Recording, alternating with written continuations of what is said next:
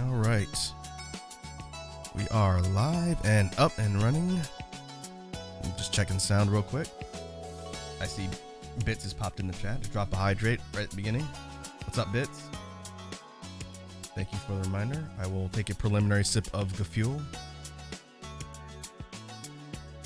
Let's load everything up on the layout and go ahead and get started.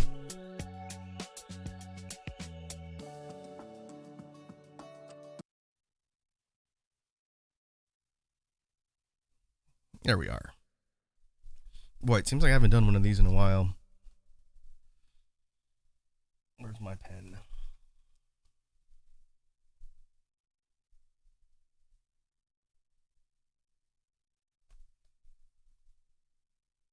All right, let me put a note here. Bit says just gonna alert today. Oh, that's fine. No worries. I'll try and create some interesting background noise for whatever it is you're doing. So I hope your day is going well. Let's do this.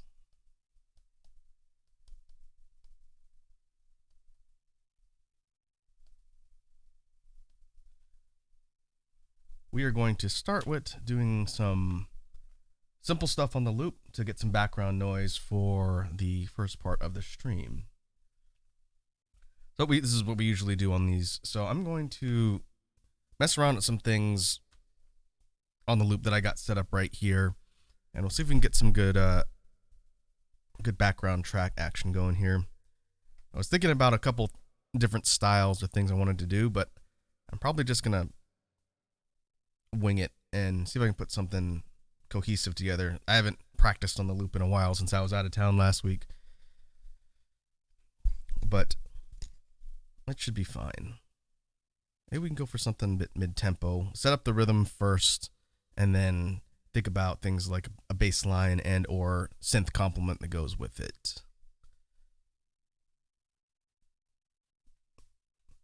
So maybe we can do something, if we're going mid-tempo, maybe something more hip-hop-ish. Can't remember what we did last time. It's been a while. So let's see, maybe something like...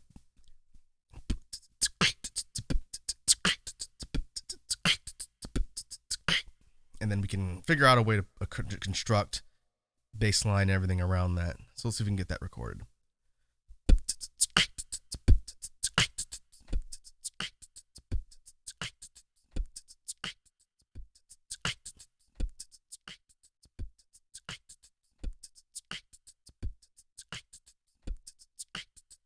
Okay, I think that's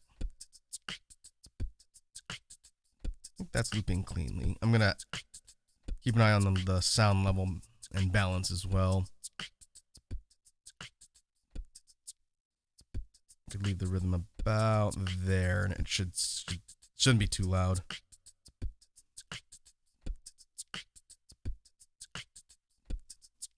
I'm gonna try and loop it maybe a millisecond cleaner with the tail. Let's see.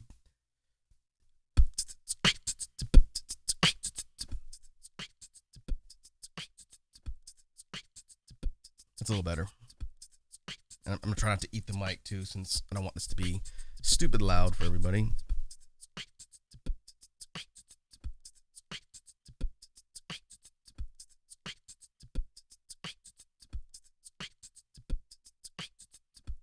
All right, now what would be good for a bass line? Maybe something bouncy. The beat's kind of bouncy in its own, on its own. So maybe a multi-note kind of a bouncy beat instead of bass line, instead of just sustained notes. So let me turn the volume up in my headphones so I can hear. And I'm going to turn on guitar to bass for this and mess around with a couple different variations. And then there might actually be enough for just real simple background.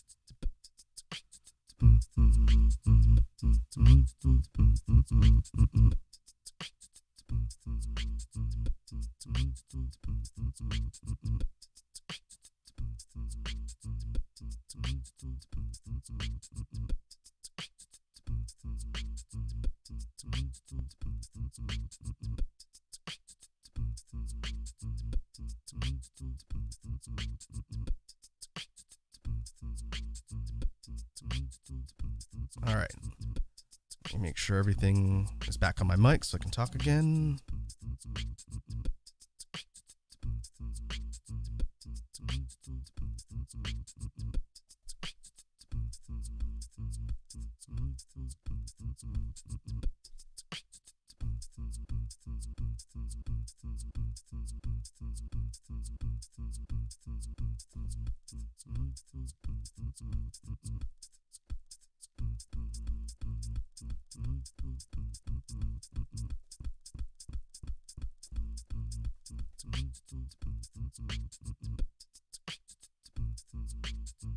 All right, we can look at maybe doing like a rhythm switch up with one of the track effects later. But I think that'll work. It doesn't need to be complicated.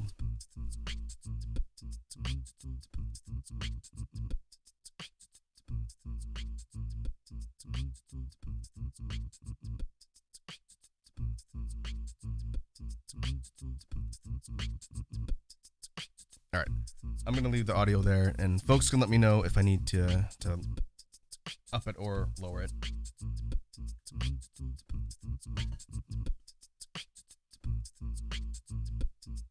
All right, so back to the drawing itself.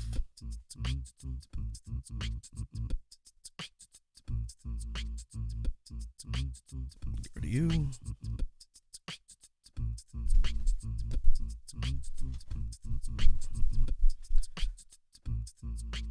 So as the title on the stream states, we are looking at a creature study today.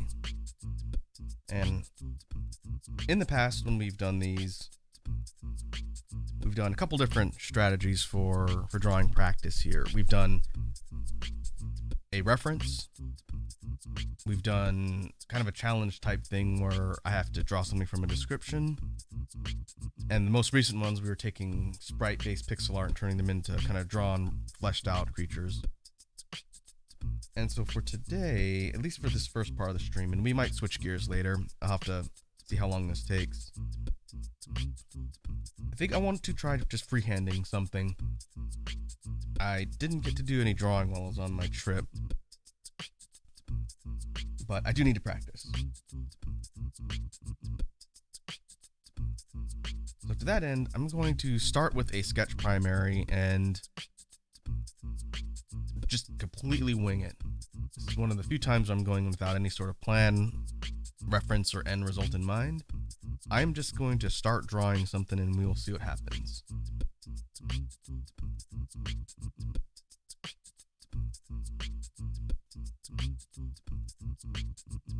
So like all of our other sketch primaries, I'm going to start with simple shapes, trying to get one, like an idea of the type of creature, and then this may be just kind of a preliminary, what kind of creature am I going to draw, and then I may have to create an actual pose from it later, since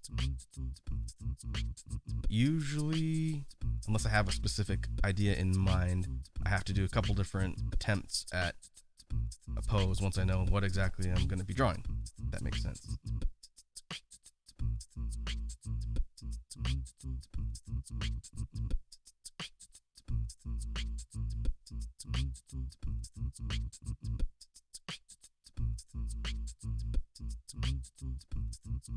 Hey, Red Dragon's here. What's up, Red Dragon? How you doing today?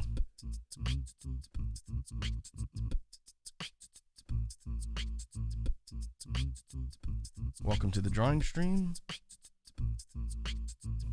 We are experimenting around with ideas for something to potentially draw. I'm starting with a really rough sort of outline of creature details, and I'll probably have to do the pose next.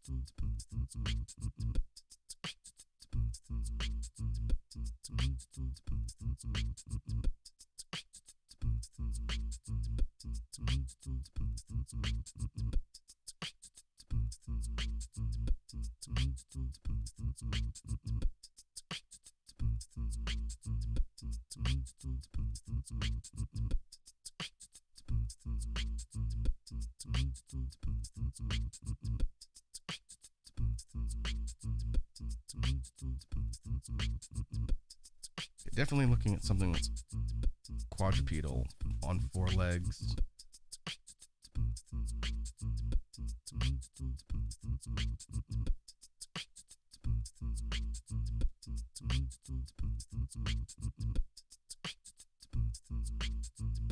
But what is it going to be? I have no idea.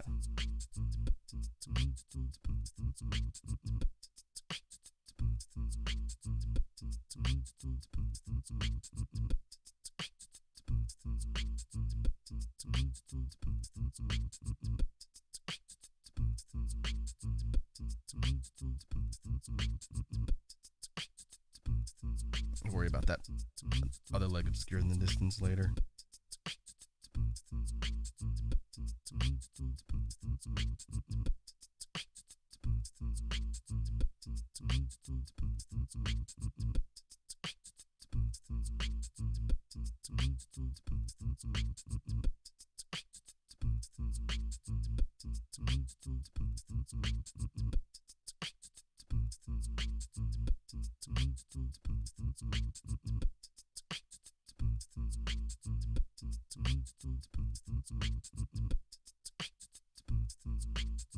Okay, this actually might be functional for a pose. I might have to do a couple tweaks here or there. But as far as positioning, it's not bad.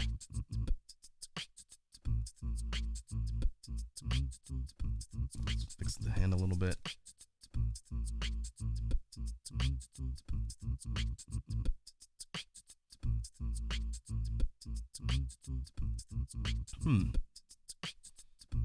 Okay, clearly we have some sort of kind of reptilian creature.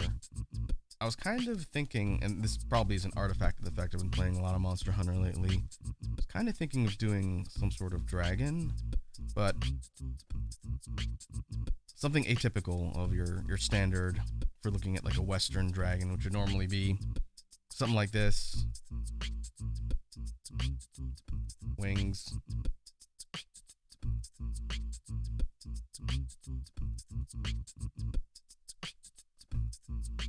That would be a standard model for like a Western dragon, right? 4 limbs, 2 wings, something like that. Not really like a wyvern, which is just 2 legs and 2 wings. But that's kind of been done.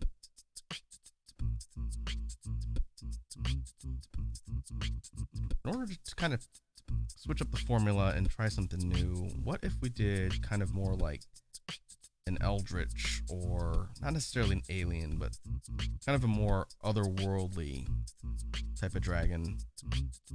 Something that has attributes that are going to be very non-standard from what you would think in a quote-unquote stereotypical dragon design. And I'm not the first person to think of that. It's been done forever.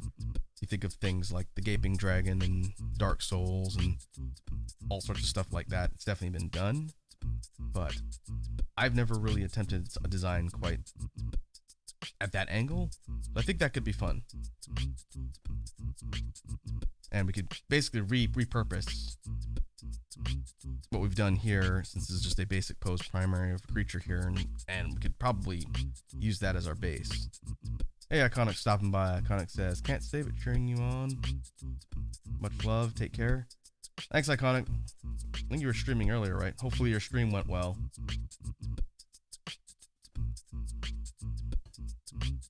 But appreciate you stopping by. I will do my best to art well today. Nothing else. Hopefully I create something interesting, even if it's not good. Alright. So we're going to make this a reference.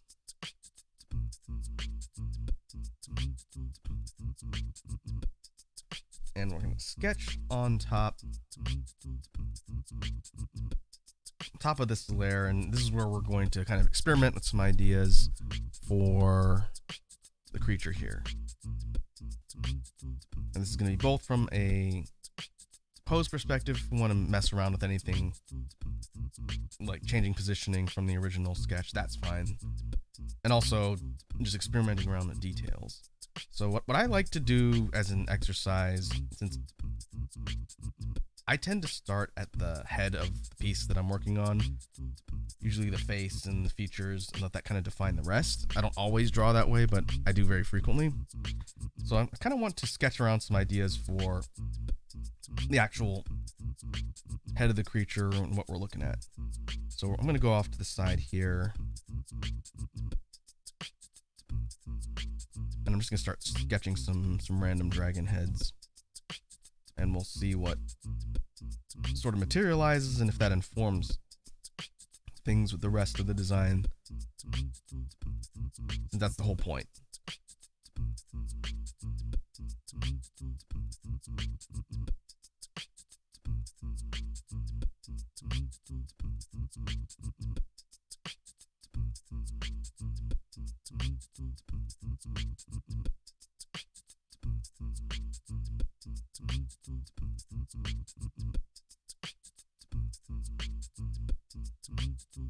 We might have to put these faces on a separate layer, and that'll be fine. I just want to put them off to the side.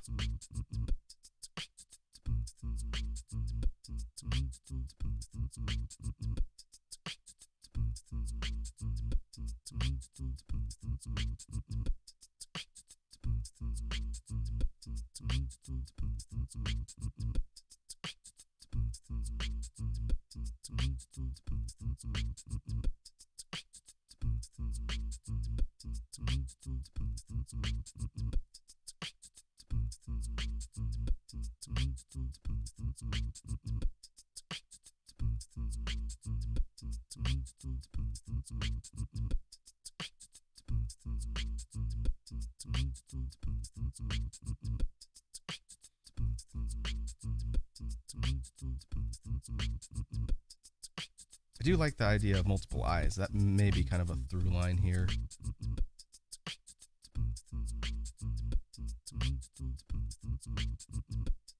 Let's do this. We'll create these faces on a separate layer, and then when I actually start working on the body and different things, we can jump to a different one, not have to worry about what we've got here.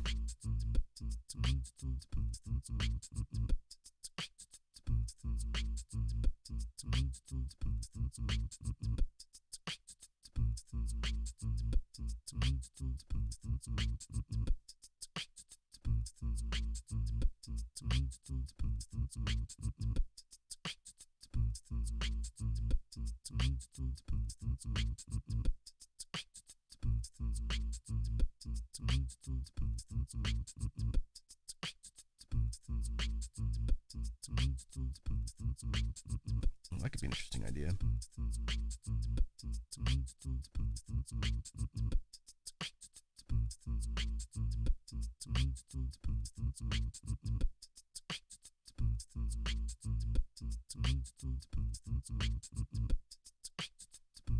This will look almost more like kind of a mask.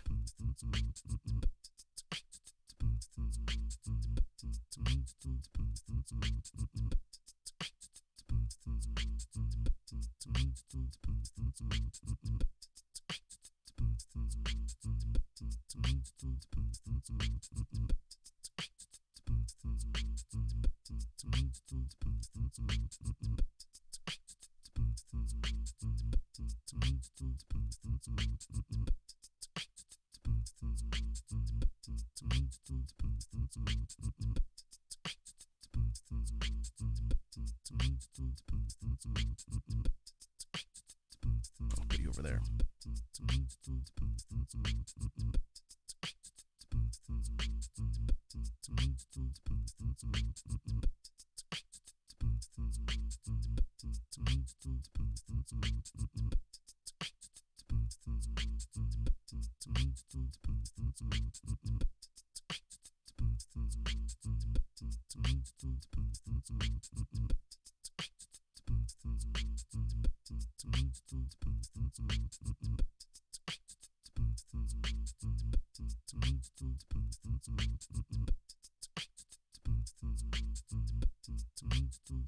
Hmm. It's not bad. The second one is definitely different as far as style. Might be able to work with that. Let me sketch out a few more.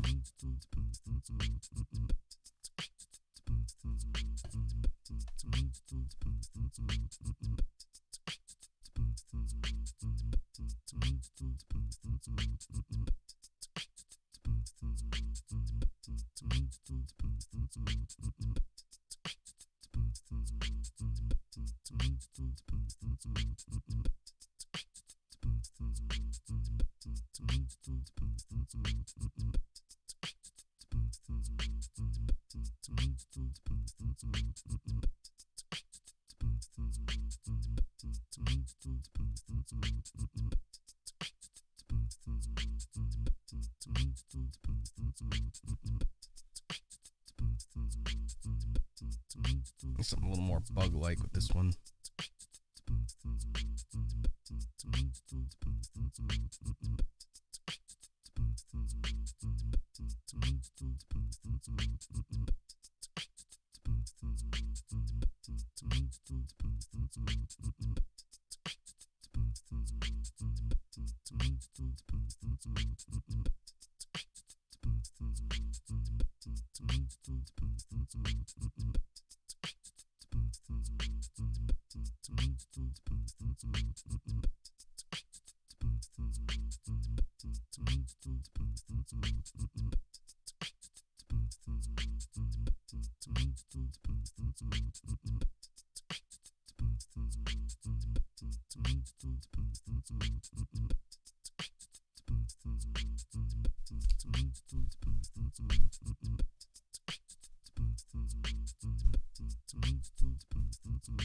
Make sure and get my alerts unmuted.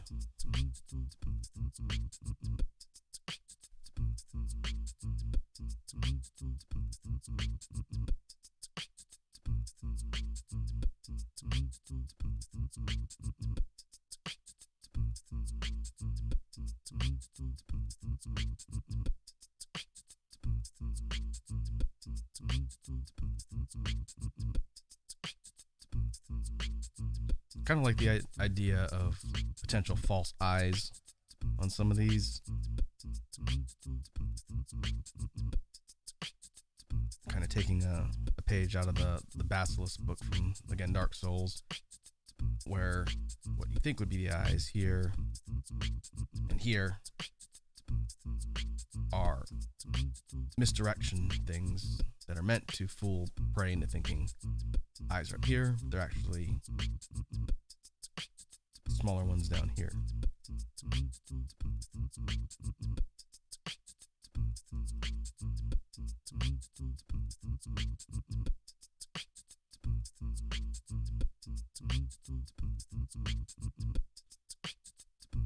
Alright, let's keep going.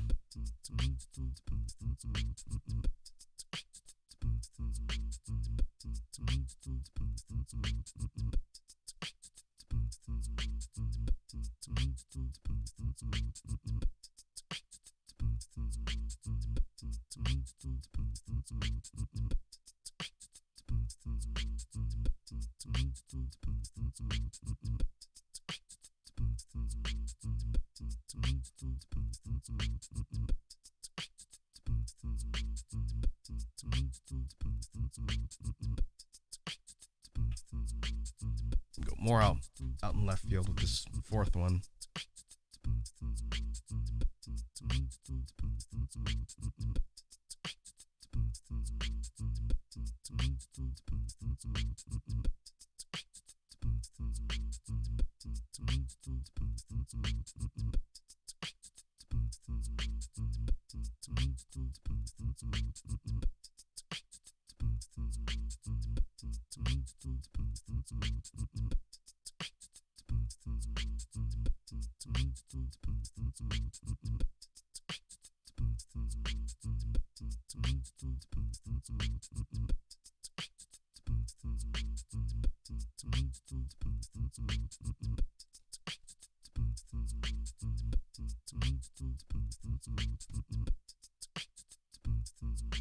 definitely has an alien vibe to it, but doesn't really scream something dragon-like to me.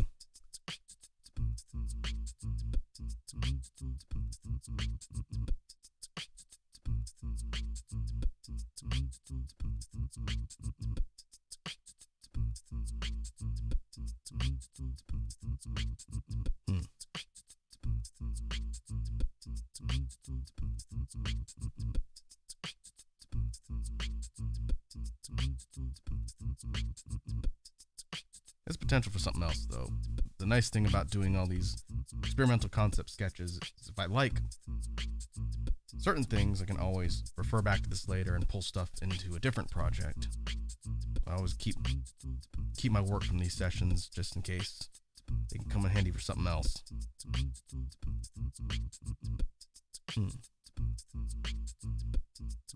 Of these, I think this is the one I like the most. So what we could do is take this experiment a step further and grab you.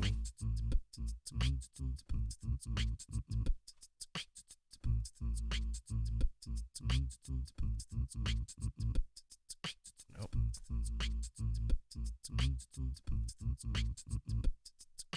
And now we can take potential design number 1, and now we can iterate on this one and see if there's anything we want to change or fine-tune with this design, and then kind of zero in on a final sort of style.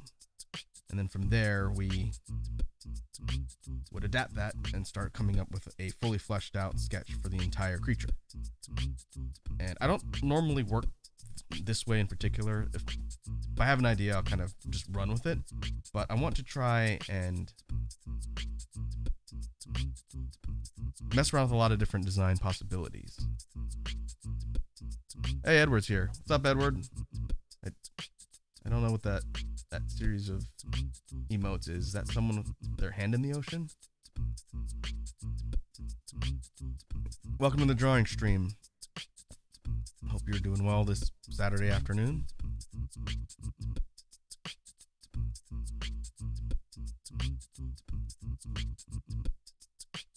The end goal of this particular drawing is to create some sort of non-standard or atypical dragon creature.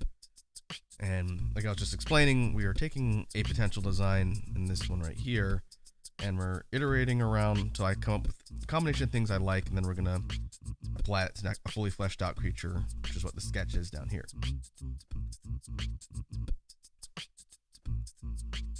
Let's see, what do I like? I like the positioning on the eyes for sure. The kind of smooth sloping surface of the face that makes it look kind of like a mask is a direction I do want to pursue. We're gonna keep that consistent.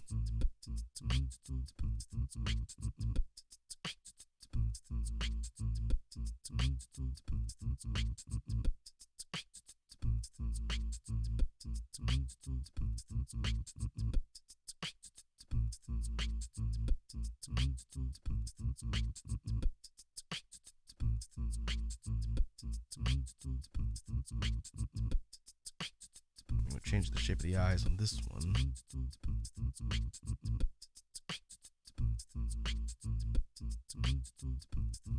Maybe draw out the length of these fangs, maybe kind of more like tusks.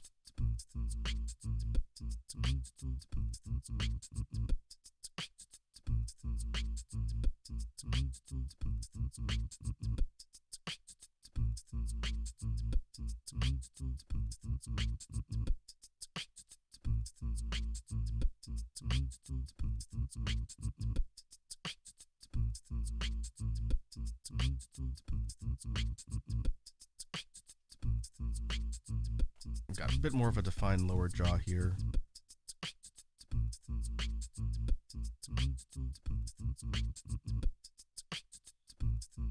And as far as these sort of tendril things, maybe for this one, instead of tendrils, it's more like kind of a mane of spikes that goes back from the edge of the head here.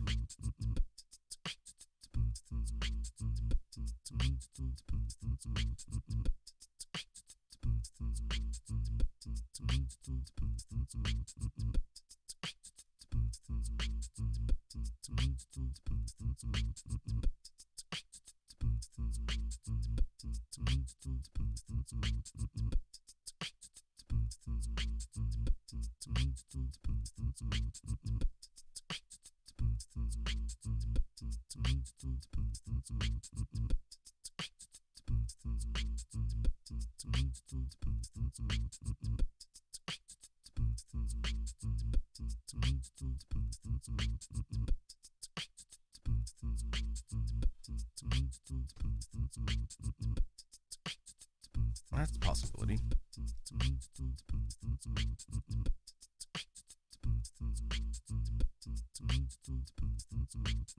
If we did something like this as our main design, then there would probably be these similar spiky bits all over the body. Might be rows, kind of like that. Or maybe we would do kind of rows like that.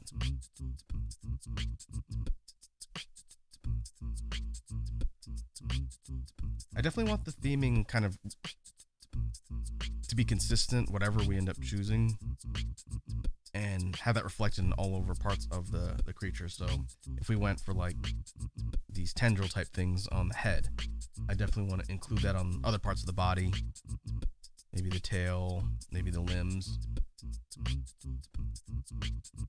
So whatever we decide will have to be something that we can carry through to the rest of the drawing and be consistent.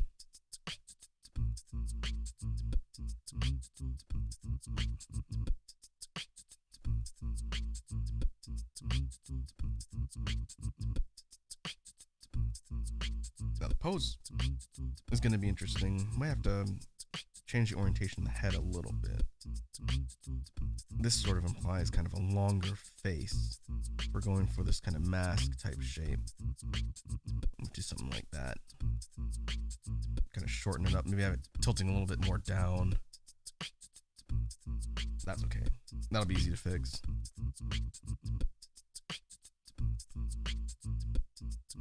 Alright, what else?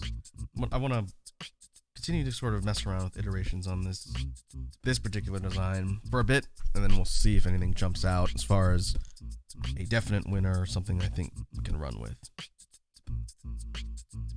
In fact, I don't need to work around the thing below too much. In fact, I can drop. Where is it? Down here. Drop this down even more. It'll just be in the background for now. That's fine.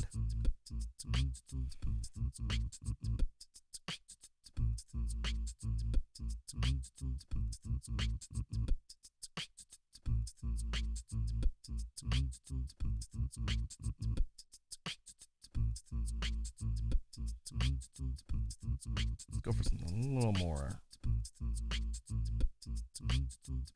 more distinct.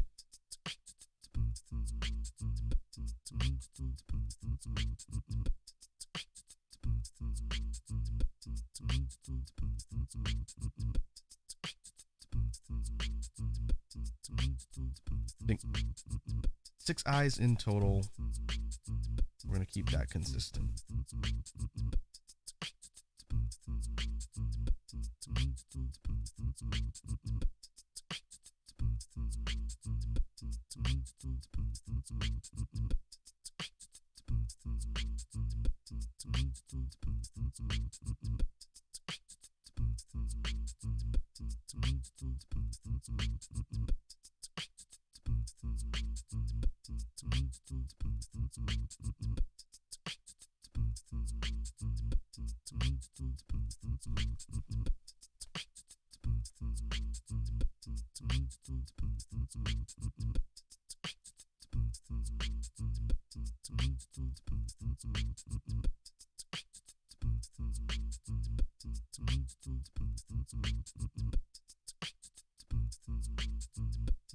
Kind of a less pronounced lower jaw.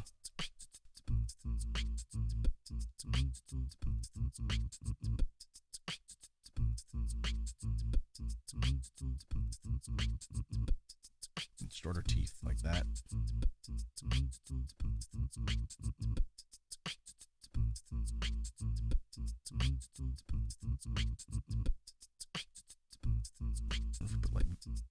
venomous marking on it. The facial part of this one is definitely a lot more kind of simple. I'm gonna say it almost looks like a rabbit.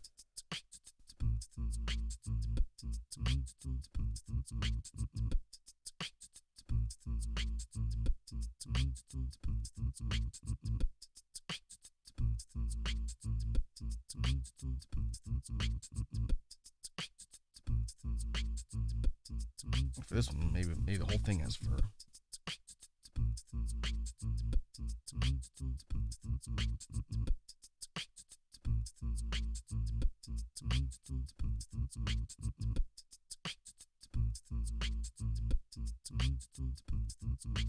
That would definitely be different.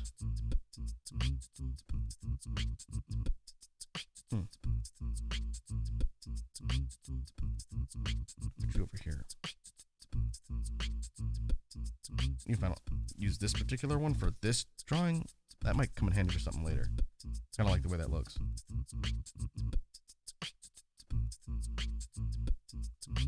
All right, let's do another one.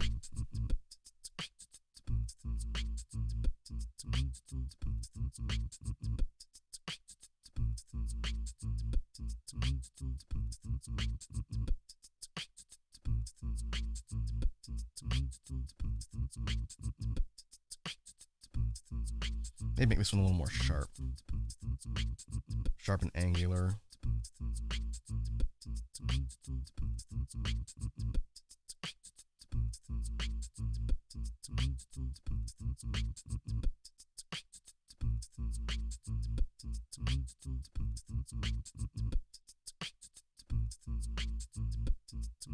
Give myself some room.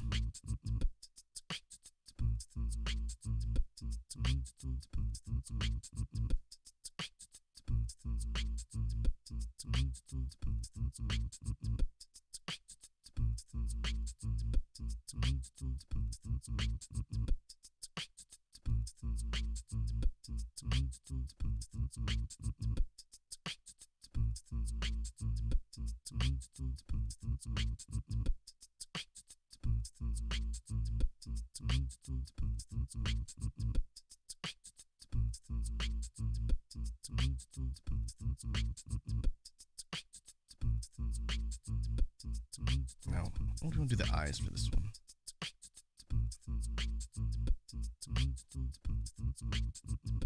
Keeping in line with the 6 of them, maybe we go up like that.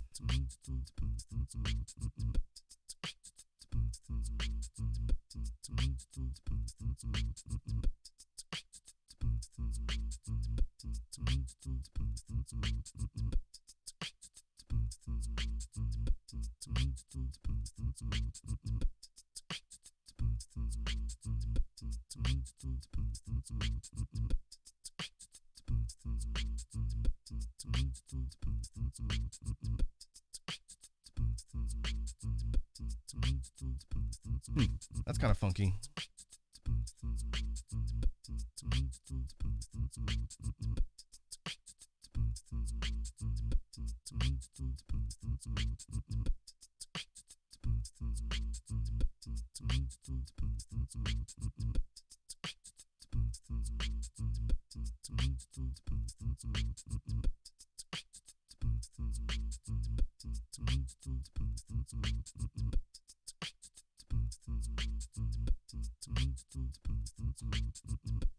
Okay, we got 4.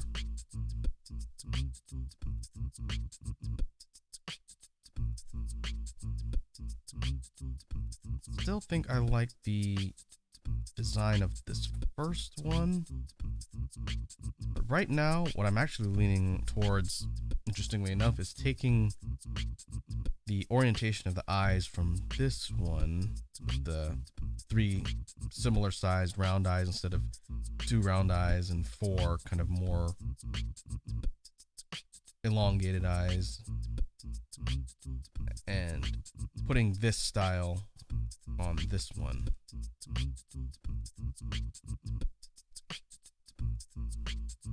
Let's see, let's do maybe 2 more.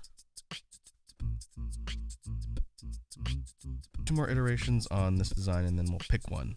And then actually move on to putting this into a more fleshed out sketch.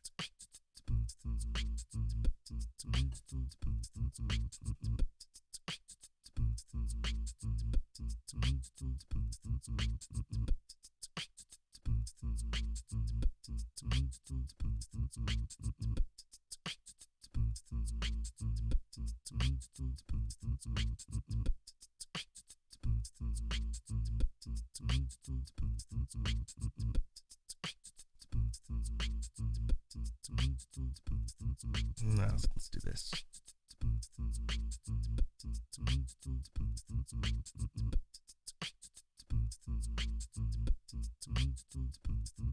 There we go. That's a bit more distinct.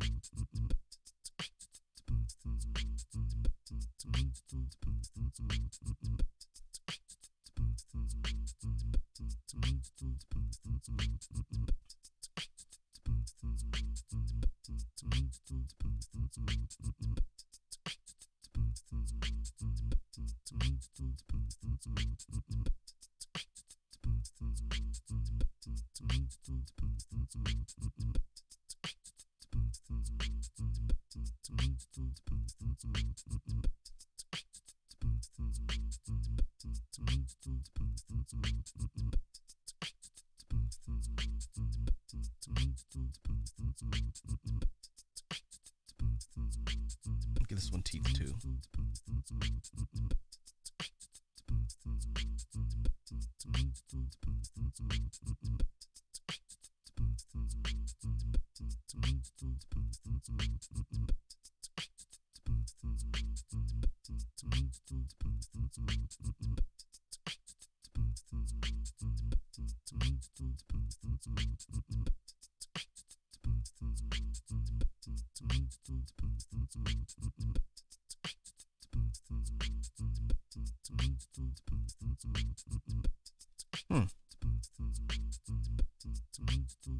So if we clean up the upper part here,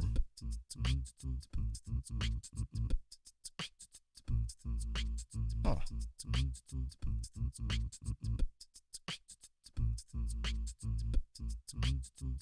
this one actually surprised me a little bit.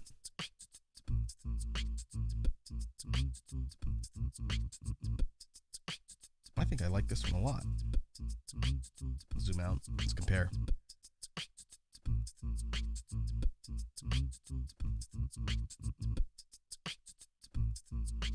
I think it's the shape of the sort of skull or kind of helmet thing that it's got here.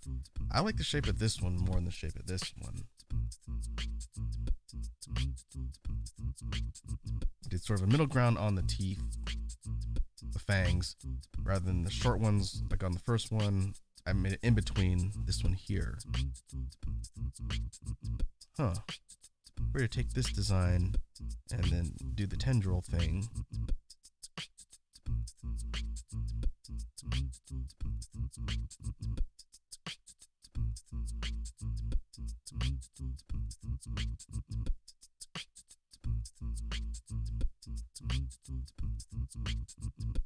And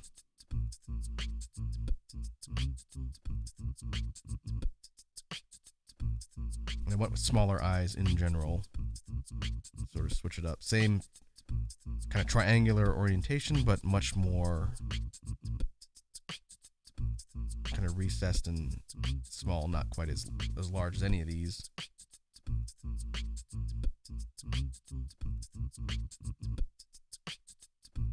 I think we may have a winner.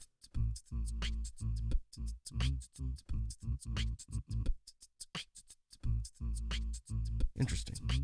Very interesting. Let's put you over here kind of in line with the others. And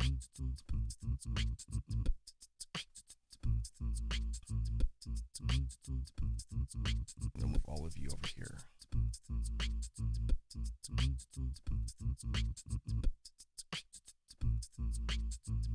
Hmm.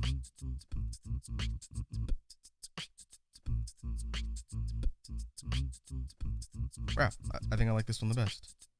The final one in the set.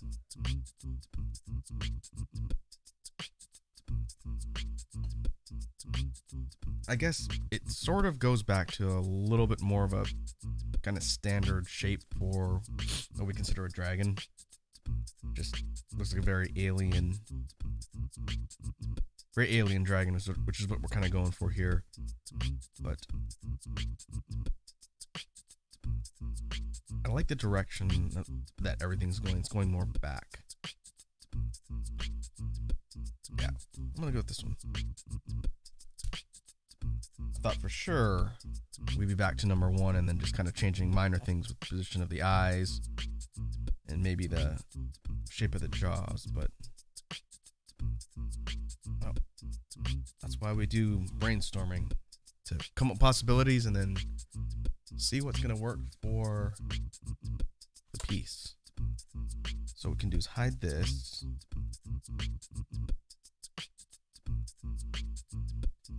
Put you here. Now the real work begins. Now we have to take this and start fleshing out an actual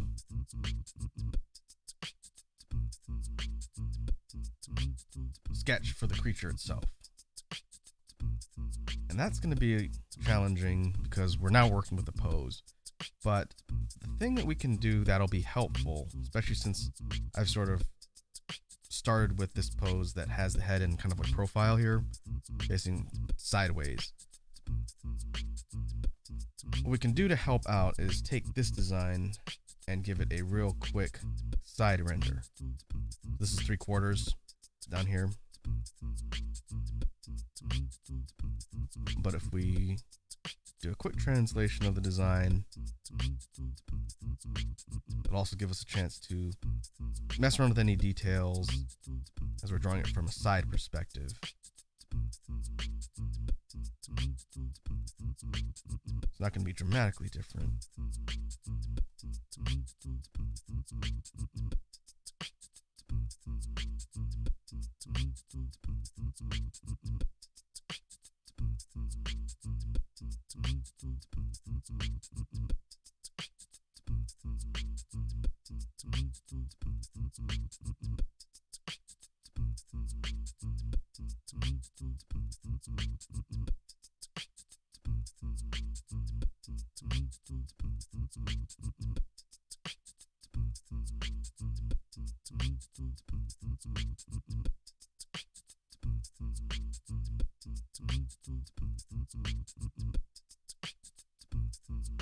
And if we do the tendrils going out over this direction, that I'm going to probably mess around with a little bit until I feel like it works. The shape going over here.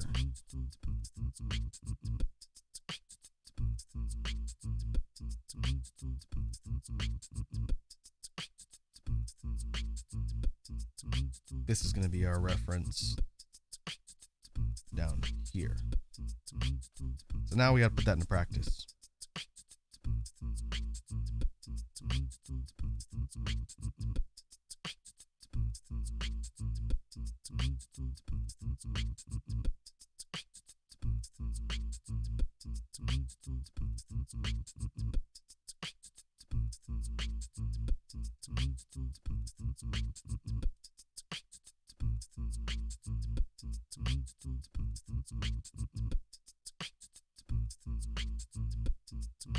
We could also change the perspective too. I guess I'll try it both directions and see which one I like more. Since we get a bit more of the detail when we're looking at this thing from 3/4.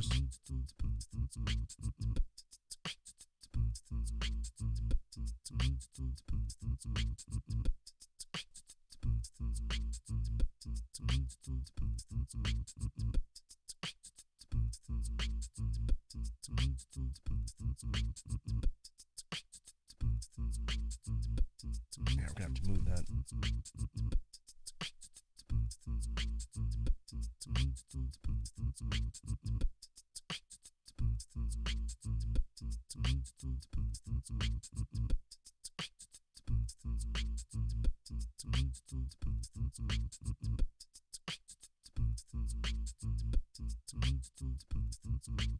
Let's try 3/4.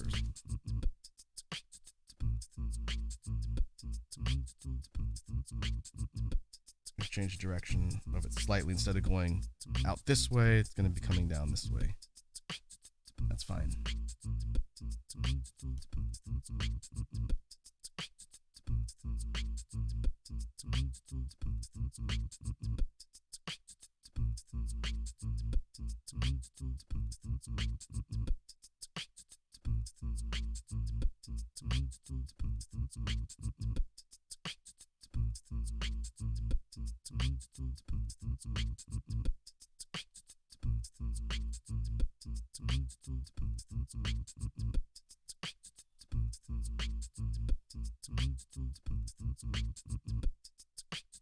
What I'm going to do is I'm going to kind of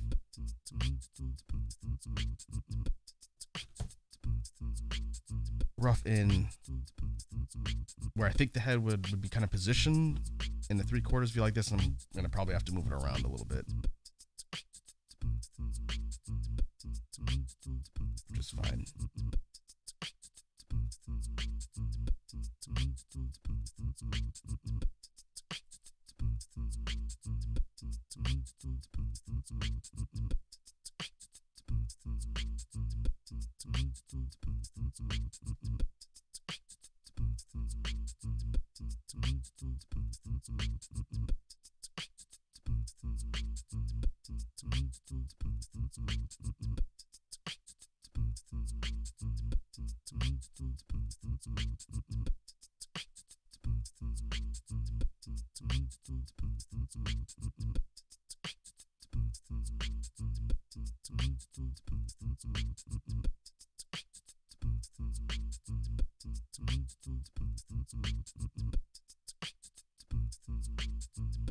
And this part, it's still like a rough sketch. I don't have to be exact here, 'cause I'm just trying to get all the details kind of in one spot.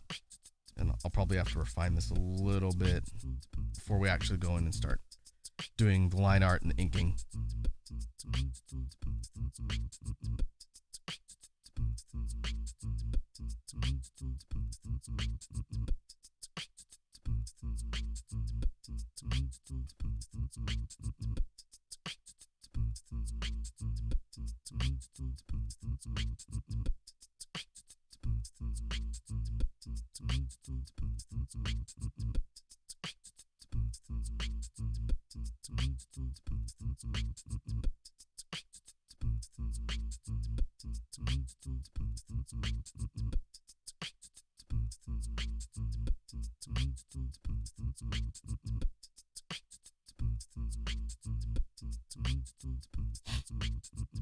Okay.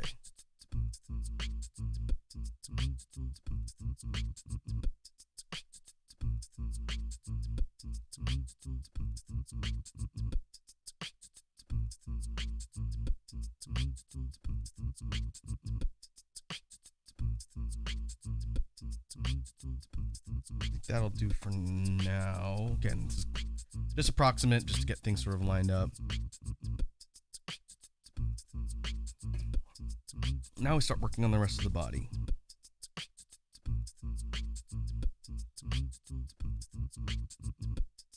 So I do like the pose, kind of quadrupedal, sort of almost ready to pounce kind of pose.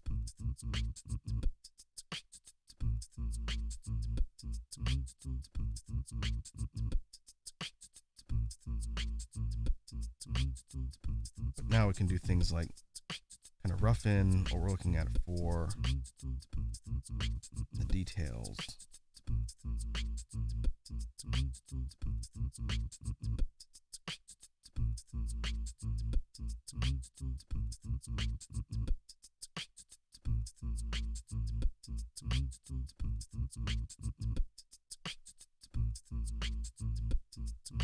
And we could do things like figure out shapes of the limbs, digits, all that stuff.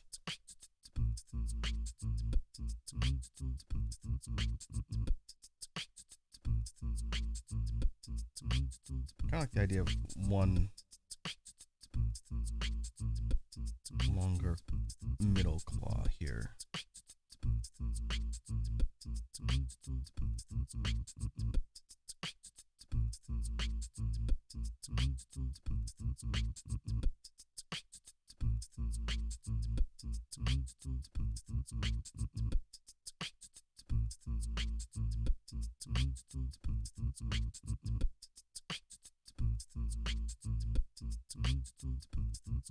Yeah, like so.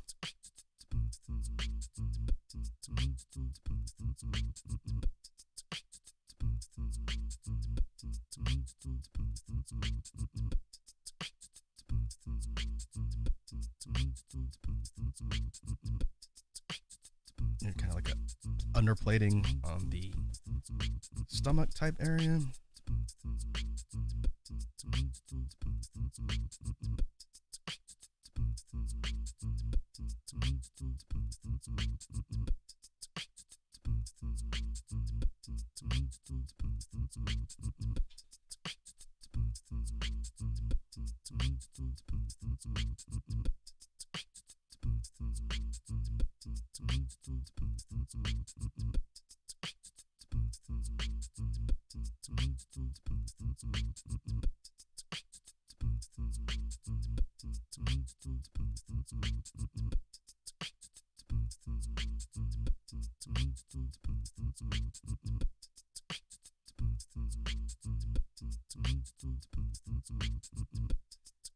Now, a real question is for the lower extremities, the legs.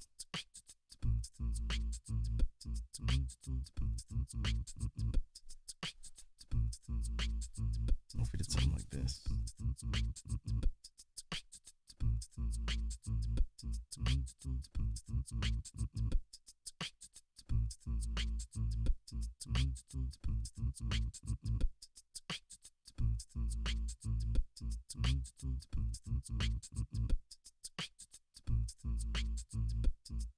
Similar pattern of the hands.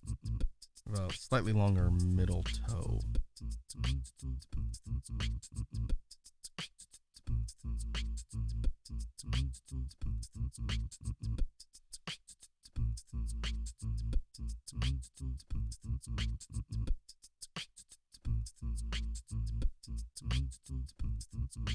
I was trying to think, do I want like kind of a segmented look?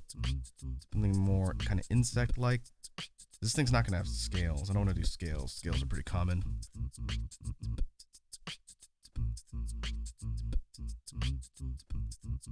Use something like this to give it more texture, kind of like a shell.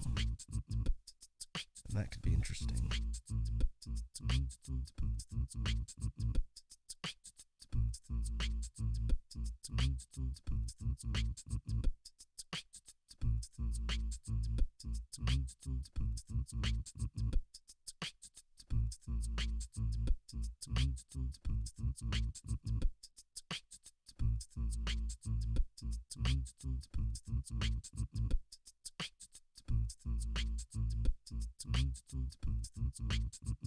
Now for the torso itself, I gotta start thinking about how we're gonna work in this whole idea of the kind of like tendrils, which is not hair per se, but it's gonna probably function a lot like hair.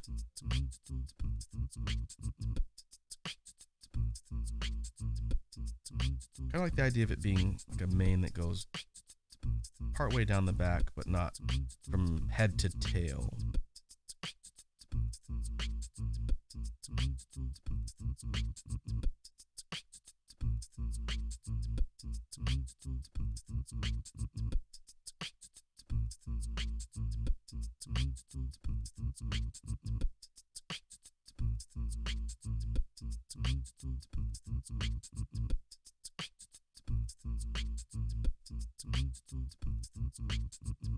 The sketch is going to get a little bit busy here, so putting all this detail in here. But if you like the way it sort of looks, then I'll clean it up when I actually go to do the inking and line art.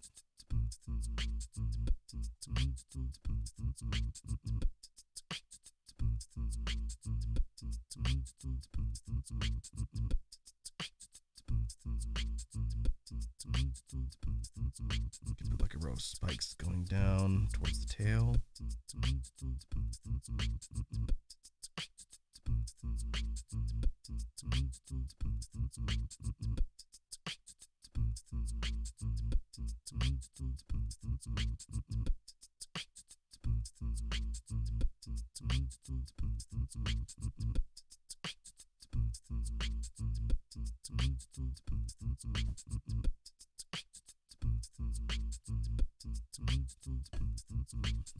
And we got the tail coming up like this. I was thinking about putting some sort of sharp object on the tail. Not like a stinger per se, but let's see.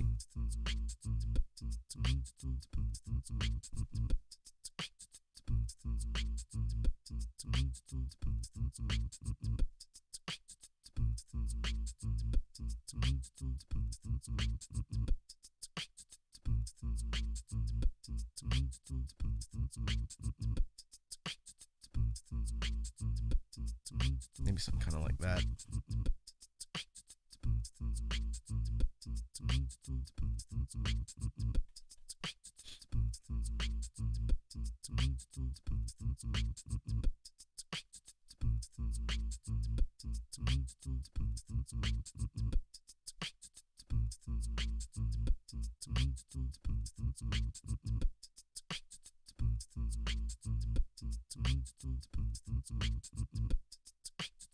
I'll figure out the other side.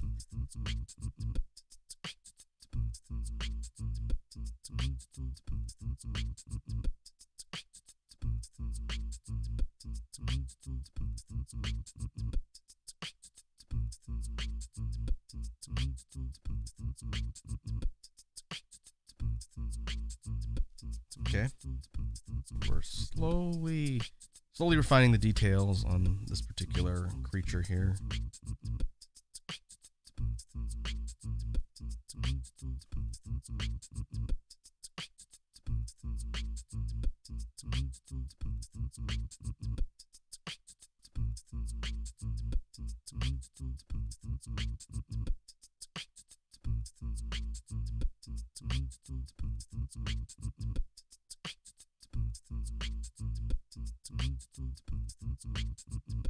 I guess for the sake of consistency, we could put the other leg back here, but it's going to be really obscured.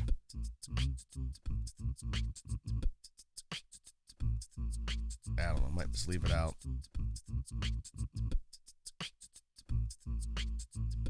We'll figure it out once we get into the kind of final rendering stages.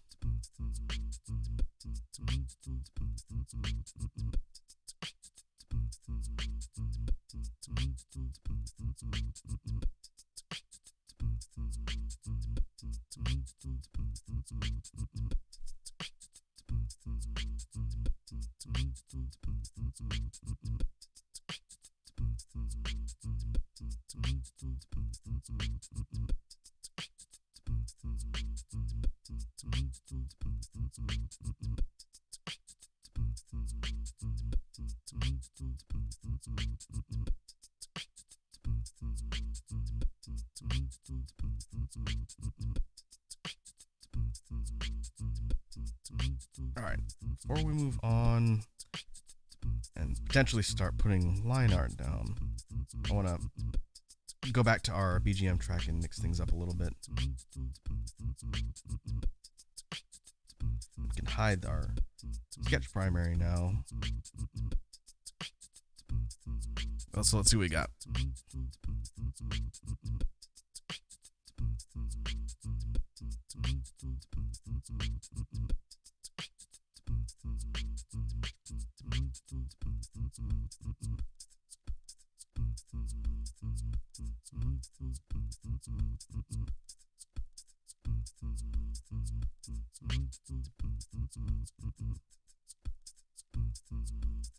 If you put beat repeat on this one section of the rhythm,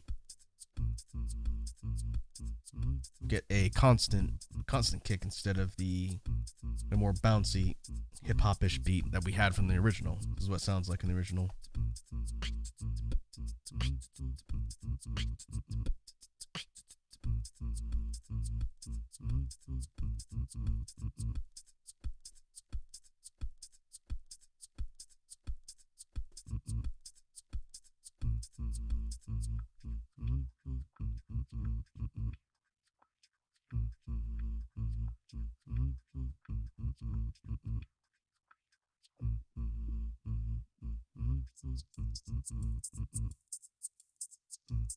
This is with the filter put on just the rhythm. It drops out the rhythm kind of a lot more than I think I want.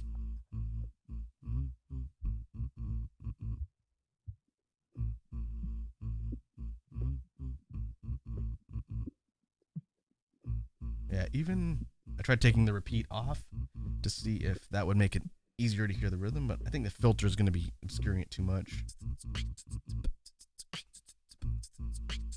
Apologies if my model's sort of wigging out.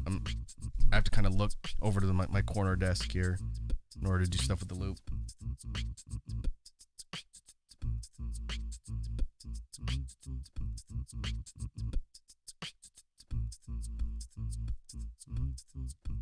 Oh, we could try and reverse the bass line too. Think about that. And actually, if we're doing anything else, I'm gonna save this loop so I don't accidentally delete my own work again.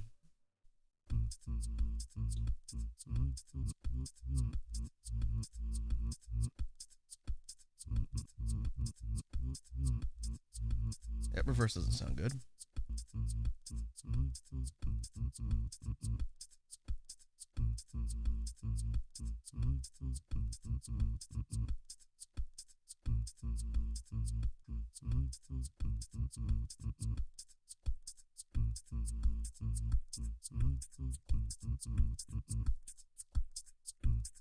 This is the phaser effect. It subtly puts a bit of a distortion on the rhythm, but not by a whole lot.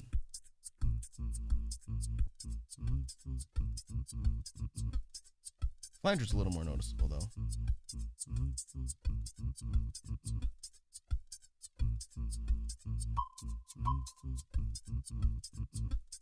Let's do that. We'll leave it like this for a little bit.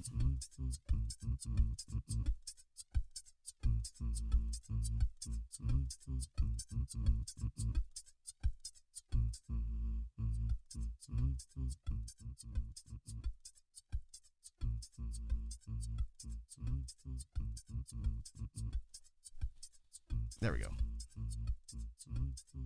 Okay. Back to the sketch.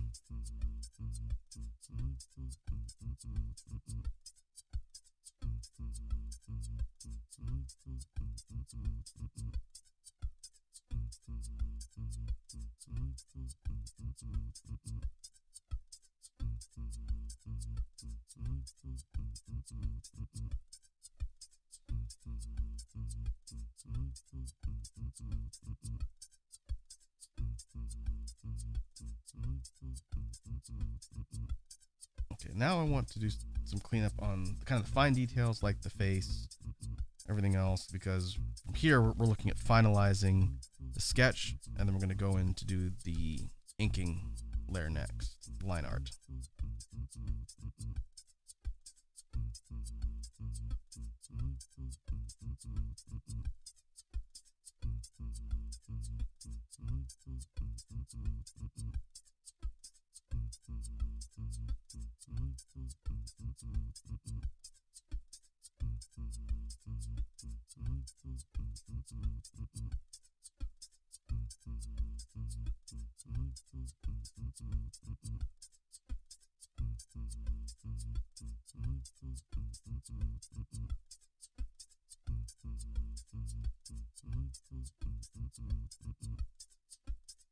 Let's just do some cleanup around the face here.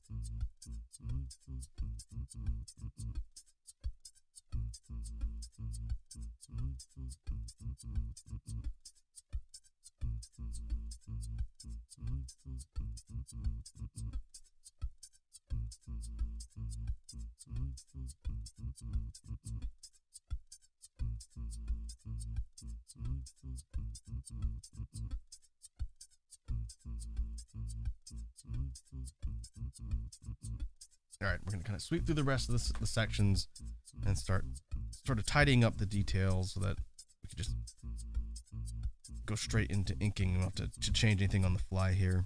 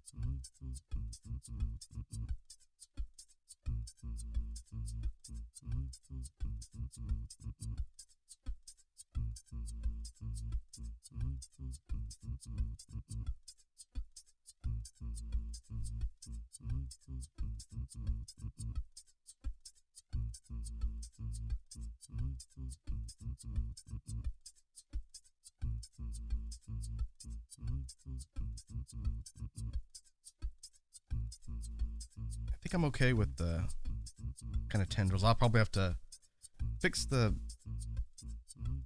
kind of proportions a little bit, but having it sort of go all the way back to right here,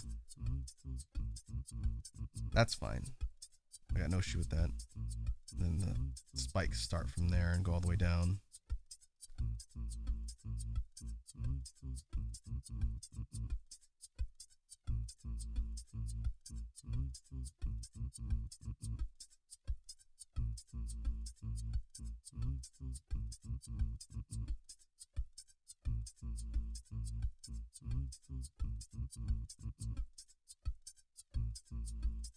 This part right here is the shoulder.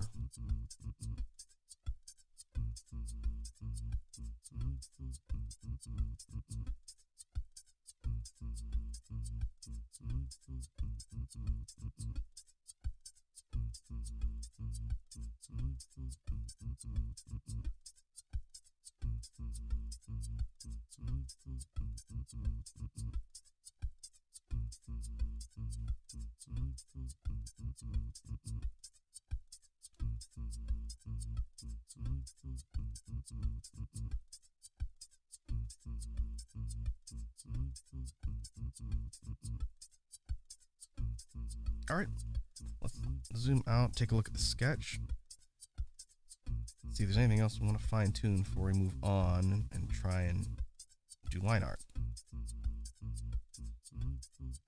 I'd like to get this thing, at the very least, lined and potentially flat colored today on this stream.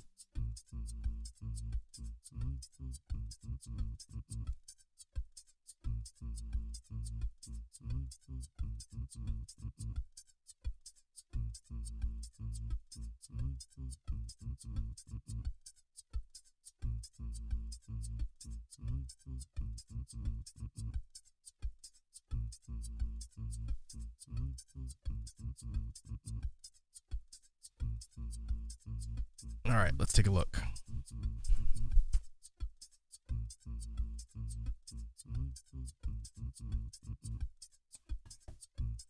I'm glad I went with the 3/4 render on the face. I could have changed the body positioning a little bit, made this thing turn more to the side instead of kind of head on this way. But trying to get the profile without changing the orientation of the body, I don't think would have worked. It would have looked kind of weird.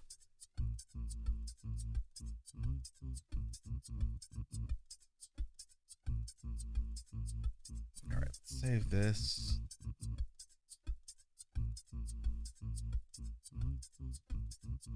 I need to be very, very diligent about saving my work, no matter what I'm doing. Knowing my luck, the program I'm using could crash at any time, and it really suck if I lose all my work, just like we've had happen on the loop.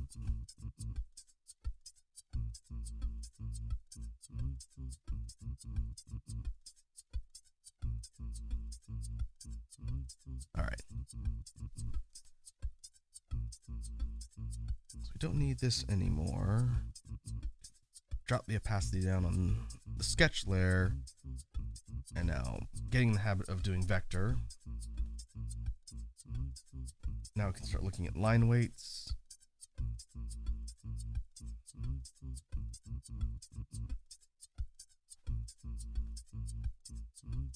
Maybe 9 or 10 is probably good. I'm going to work fairly close for the inking.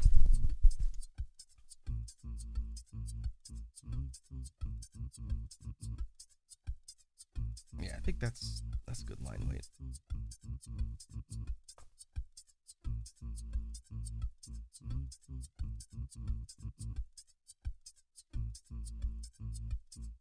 Now we're just going to go through and ink all the details to make some minor tweaks where we need to.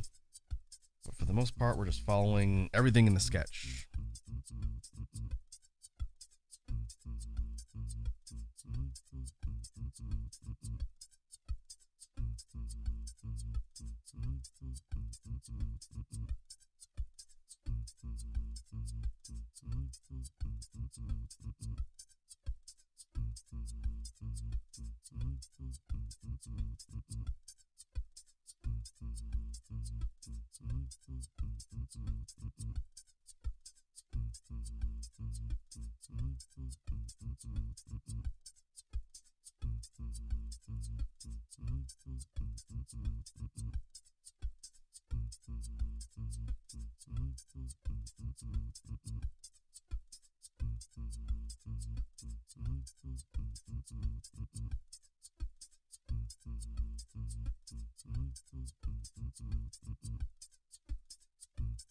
And this part shouldn't take as long as doing all of the brainstorming and sketching.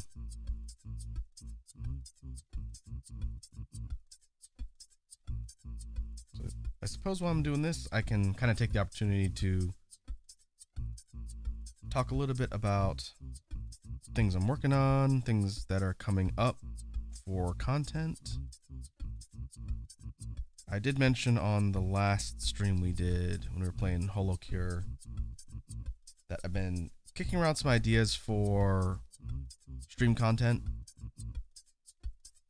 Be thinking about it more this weekend and kind of seeing where that goes. But I'm still open to the idea of soliciting feedback from you folks, probably on Twitter. It's the easiest place. Or if I'm able to get my Discord up and running, which is almost finished. I think I figured out everything I need to do for the community Discord. I just need to launch it. That'll probably happen after I get the next music pack out. That's my first priority in the next week, is getting everything done with that. But however I end up doing it, I want to put out a poll for people to give me feedback on what kind of stream content you want to see.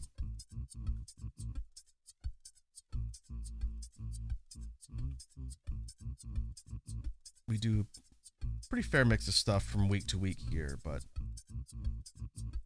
it really does come down to what people want to watch. I have things that I want to play or talk about, but I'm open to ideas for other things as well. And I'm like I'd mentioned in the previous stream, it's not so much about specific things to stream, but styles of content more. So if we think about the major types of things we do here on this channel, we do gaming streams, we do chill streams where we just sort of talk. Sometimes I'll tell stories. I haven't done a story time stream in a while, but I do plan on doing more of those. we do tier list streams where I rank things on a tier list and get canceled for my bad opinions.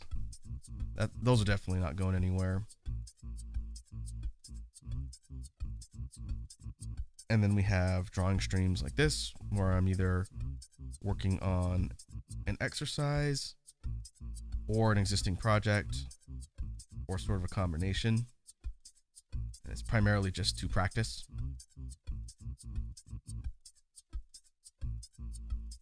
We've got jam streams, which might be one of the more unique things that I stream here on Twitch, where I get a chance to talk about beatboxing technique, and we do things like BGM brainstorming on the Loop Station.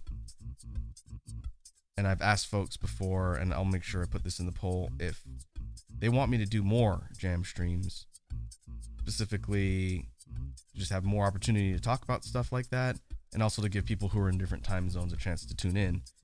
I would definitely be open to the idea of working in more jam streams on a week-to-week basis. It'll probably drive the content that I talk about, since obviously I kind of need to, not lesson plan, but I need to have an idea of what I want to cover each jam stream. And if we're doing like 2 a week instead of 1, I just need to have an idea of what I want to talk about.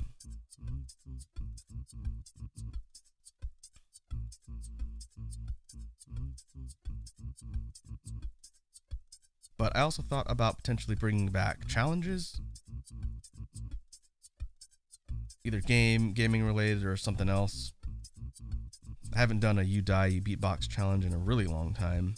In fact, I don't think I've even done it on Twitch at all. That was back when I was on YouTube.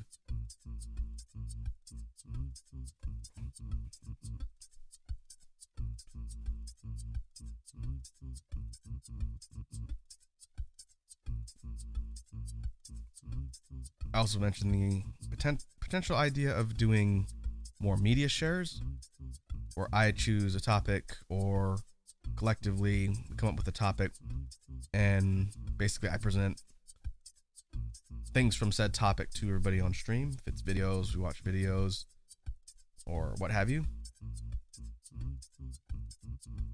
That is something I really want to work on more, but it's tricky due to DMCA. Because both on Twitch and on the YouTube archives, where I put streams after we're done, I need to be a little bit careful about what we cover, unless 1, I want to do a lot more extra editing, or 2, I just have to assume that I'm not going to be able to put up certain archives. So that's kind of the trade-off there. But we'll see.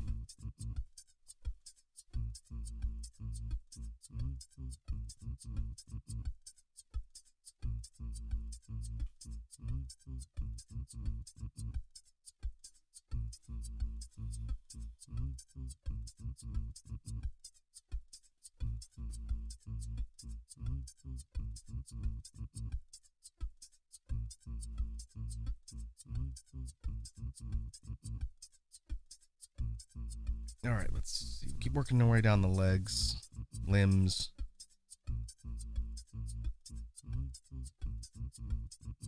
Make sure we get the texturing sort of right on the feet here.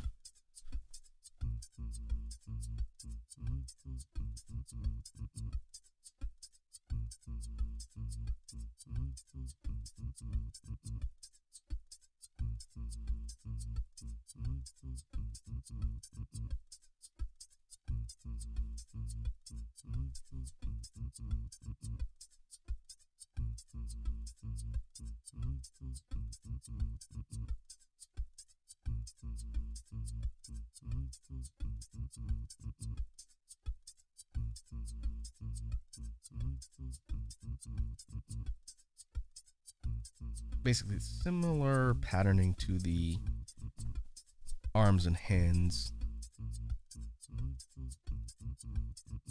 So that's not going to be too difficult.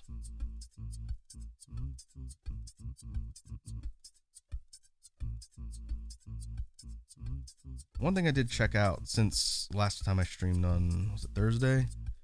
A couple people mentioned that a lot of people are playing that cat game Stray. So I went and checked out some people playing it, and it looks interesting. I don't know if that's a game I'd have a lot to say about if we were playing it on stream.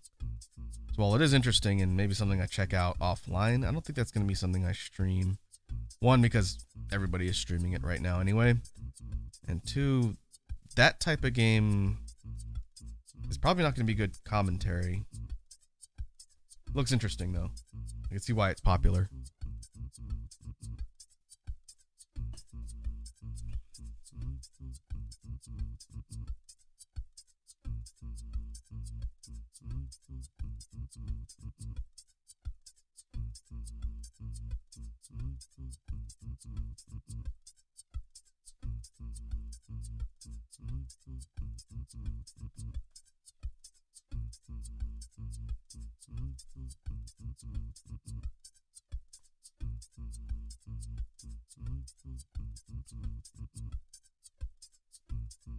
And in addition to thinking about some ideas for switching up content for gaming specifically, since I'm sure people are wondering what the kind of long-term plan is for games here on the channel,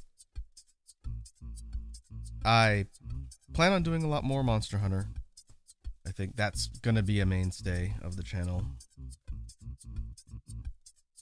I am currently in the end game for Monster Hunter. I have made a pretty decent amount of progress since the last time I streamed it, primarily because I've been playing offline. I was playing while I was out of town a little bit, and overall I'm not just restricting progress to what you folks see on stream, but there's still a ton of work to be done. There's lots of weapons and armor sets I want to build and things I want to do, and there's new content coming out next month. The title updates introduce new monsters, new gear, and all that stuff. And I haven't even seen everything that's in the base expansion for Sunbreak. So there'll definitely be more Monster Hunter sprinkled around. I'm not going to say consistently every week, but I think I have one stream for Sunbreak on the schedule for next week, because it's been a minute.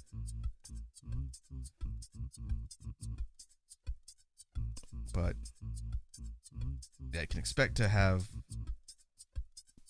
Monster Hunter around for a while. As far as other games, I think Matt and I are pretty close to finishing A Link to the Past randomized. I need to ask him if he's available to do that next week. If not, we'll pick up whenever he can get on.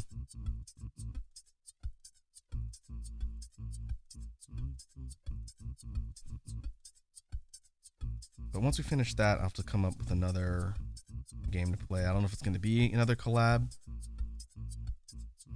It kind of depends on the availability of folks. I don't want people to feel like they're always going to be pressured to stream with me and whatnot. So maybe I'll rotate something else in.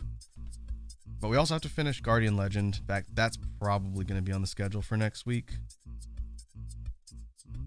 We have done two sessions. I might be able to beat it in the next one, but I don't want that one to sit too long.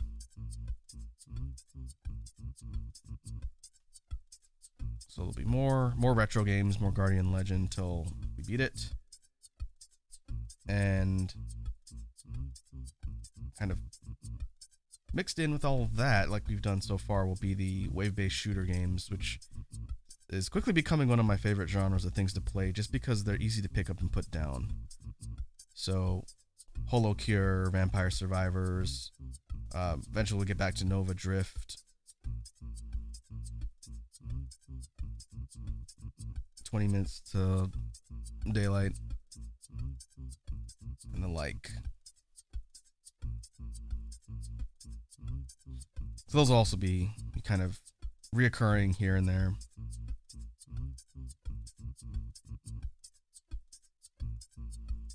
Another game that I've thought about playing on stream, I don't know how interesting people are going to find it, but it's a game that I can talk about quite a bit. And it's very different in style from everything we've done so far. And I'm highly considering experimenting with it for 1 week, and we'll see what people think. but a factory sim game. And probably the one that really established the genre, not the be-all end-all, but one of my personal favorites, a game called Factorio. And I think I've mentioned that before. I've been playing it for a while. Good friend of mine got me into it. But that's a really interesting game, but it's very different in what I've played so far.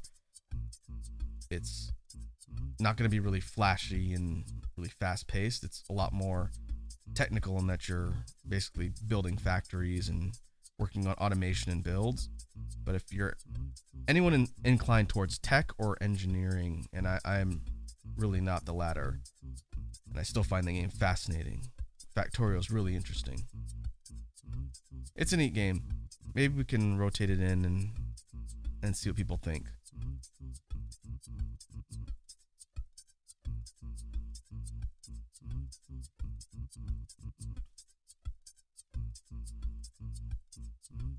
Kind of the similar premise to Minecraft. Not the same type of game, obviously, but similar premise in that you can kind of dictate your goals and what you want to do.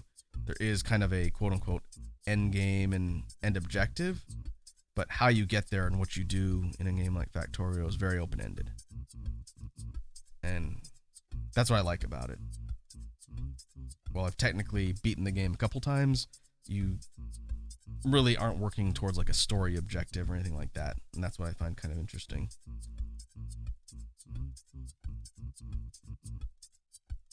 So we'll see.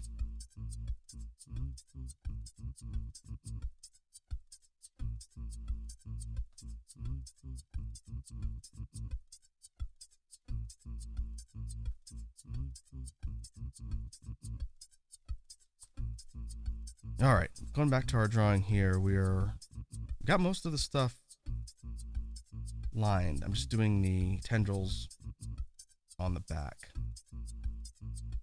And like I mentioned, I want to be a little bit careful about the proportion and texturing here.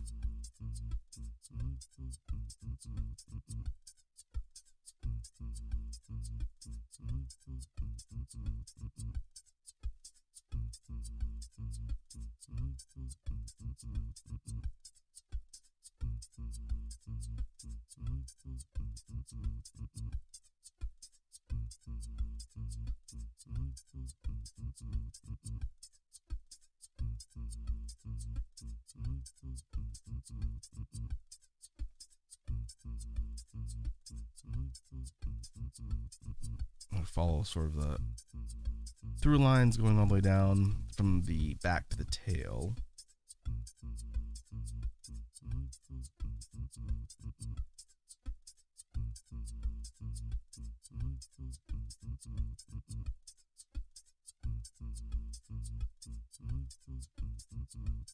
And we'll add some texture lines.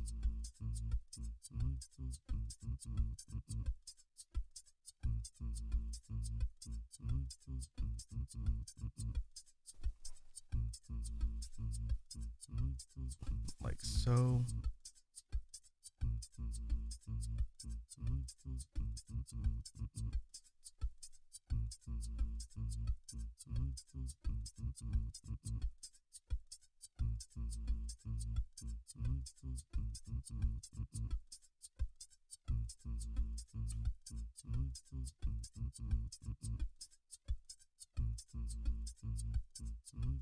Now let's zoom out and sort of take stock of the line art and everything we've done so far.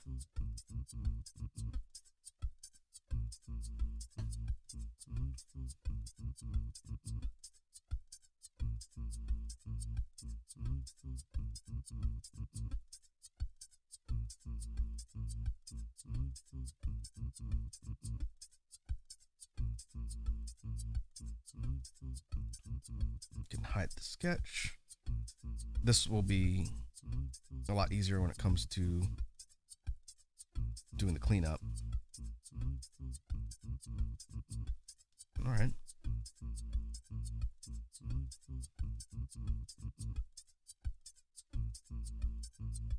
Yeah, I think it's coming together. Your weird alien dragon creature is definitely coming together. So now I'm going to zoom in. This is the more tedious part of the whole process. I'm going to zoom in and go in to do cleanup on all of the different sections that we just lined. Anywhere where there's extra strokes or gaps, going to make it difficult to color fill. I'm going to go in and clean those up, and we'll go from kind of front end of the drawing all the way to the tail.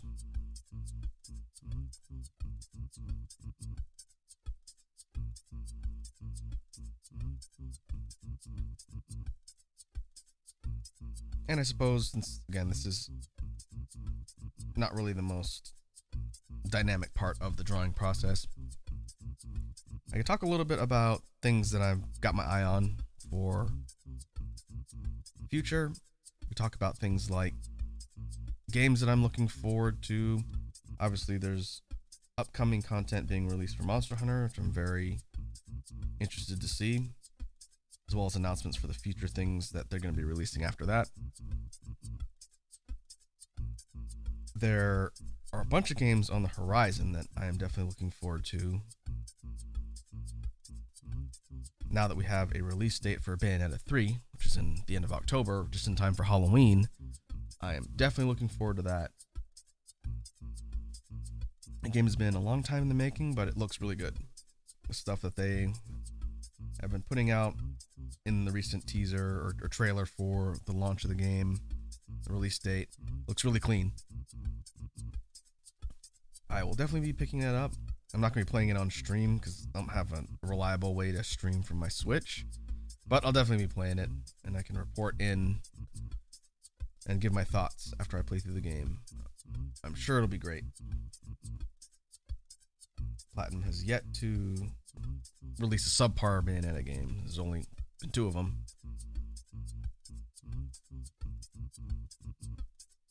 So that'll be fun. I don't think we have a release date for that Ultraman Kaiju Monster Rancher game. I know it's being localized, but I don't know when in 22 it's coming out. My guess is probably the end of the year, or maybe the late fall. But I'll also be picking that up, because I do like Monster Rancher. We have a new Monster Rancher game proper in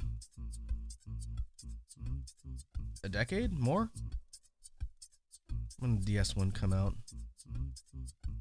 But yeah, everyone assumed that series was dead.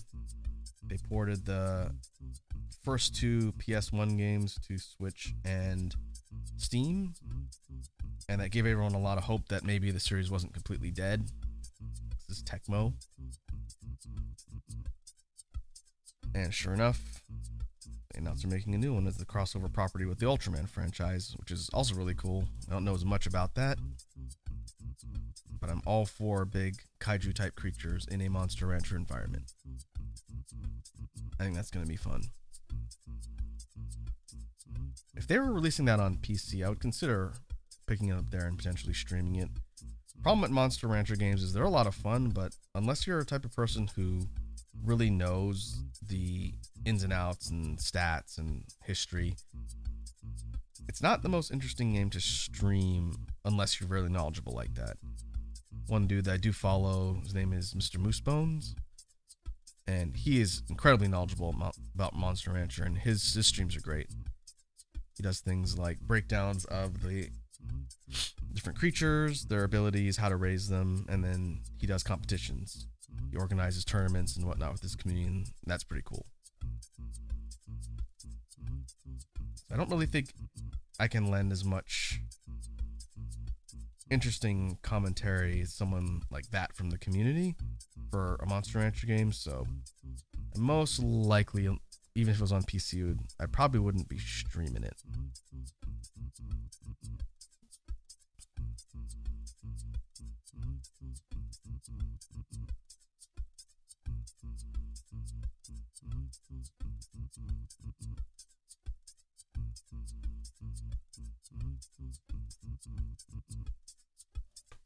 Alright.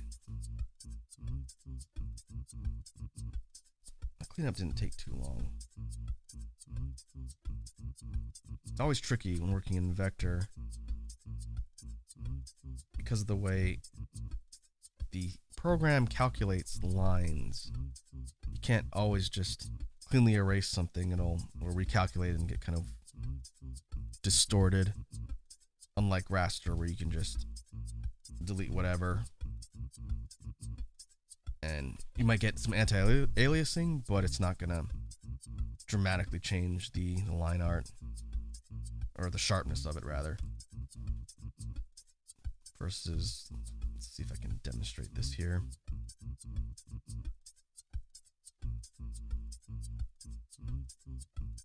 We take our creature and rotate it. It largely does nothing to the line art because it's calculating everything through vector. You can scale, rotate, translate, whatnot. You can do pretty much anything, and it won't distort or anti-alias the whole line art.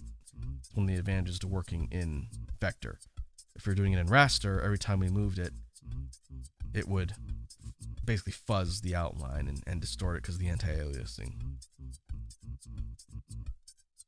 So I think that's why most artists, a lot of artists, maybe not most, but a lot of artists do their line art in vector versus raster.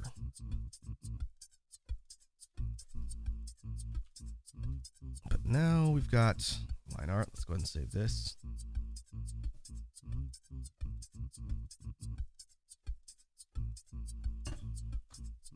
Now we can look at coloring. And I mentioned before, in fact, I could do this with my mouse, it'll probably be faster. Let me flip my tablet up a ways and move it back. I still want to obscure my camera.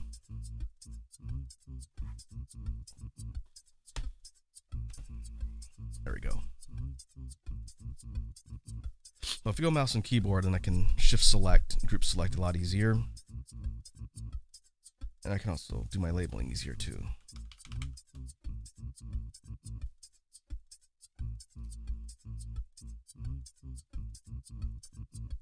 So let's see.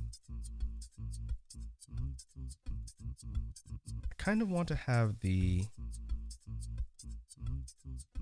kind of plated skull be a distinct color.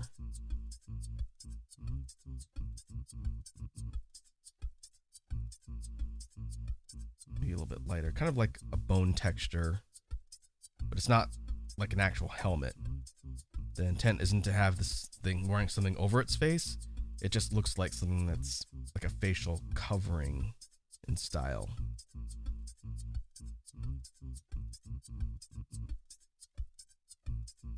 Let's try that for now.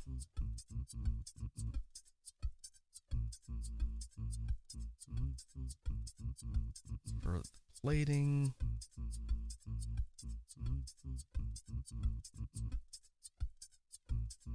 we can maybe go for like kind of a more rough, pale green.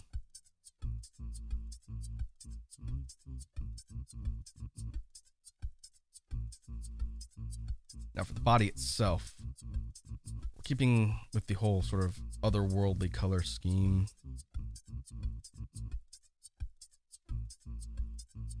This is going to be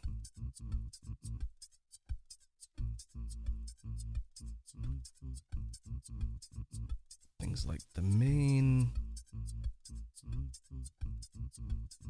limbs, and digits up to the claws. So let's see. Mess around with a couple different shades.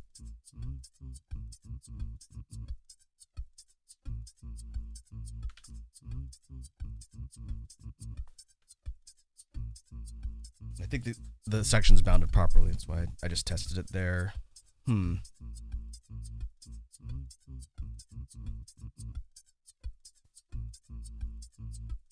want really bright, kind of bright, vibrant colors. I don't think would necessarily fit something like this.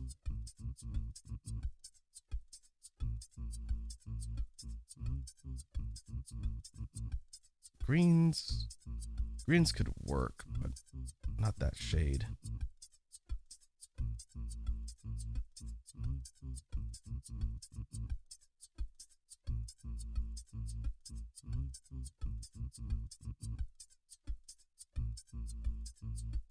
It's a little closer.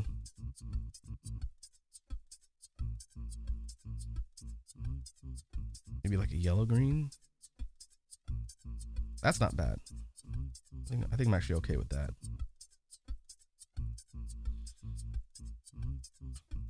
Oh. Tilt my canvas.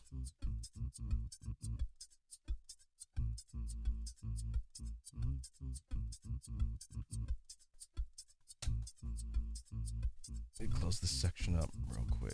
There we go.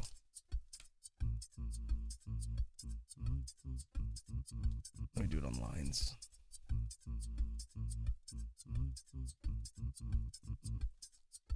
And now we can color that section in.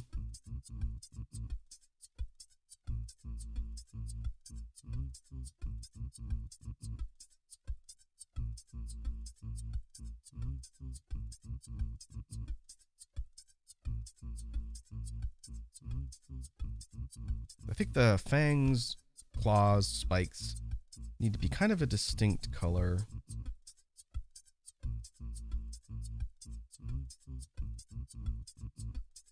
If we went, maybe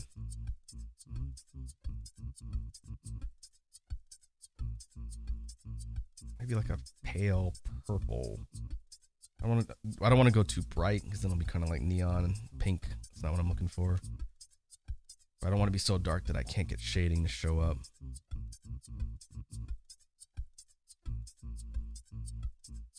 Let's get all the areas selected and we'll fill it and see how it looks.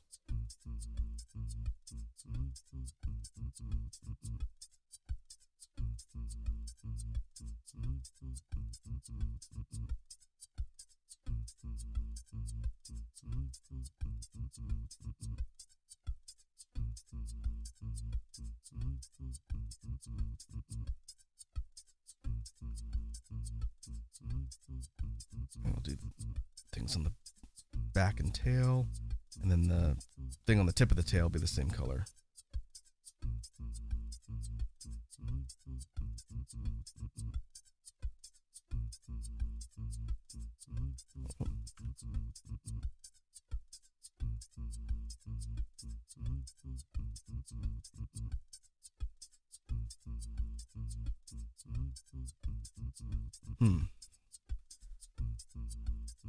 It's not bad. Kind of a more venomous color palette that we've got here.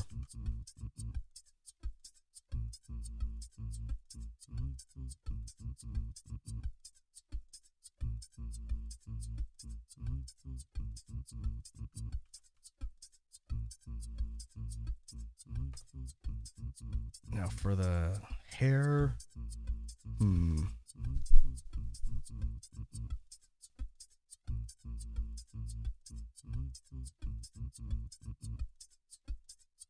it's got to be similar in color. I don't want to go for something wildly different for the hair.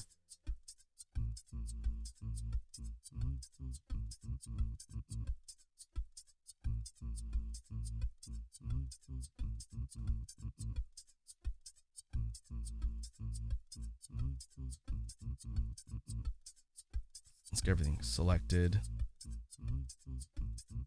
It could go lighter magenta.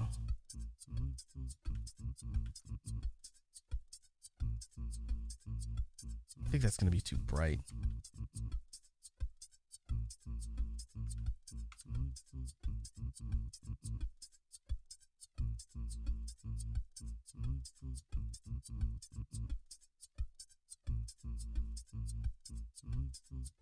Maybe a different yellow-green. Yeah, that's going to be better, I think. Maybe a little bit darker.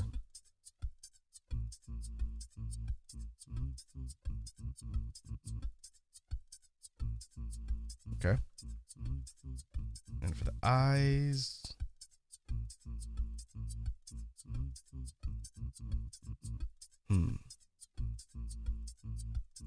the eyes we can go like a more magenta color. These can be a bit brighter.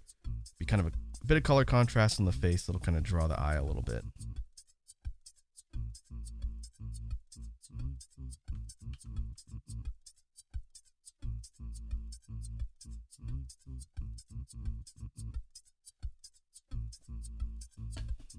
Okay. I'll save this. And what we can do before we wrap up, again, I wanted to at least get the flats colored. The shading would probably take me another 40 minutes or so to do and clean up. I will debate whether or not I want to do that in another session or just finish this one offline and then post the results. But before we do that, we can mess around with the levels and see if any tweaks to things like the hue and saturation give us a better color palette than we have.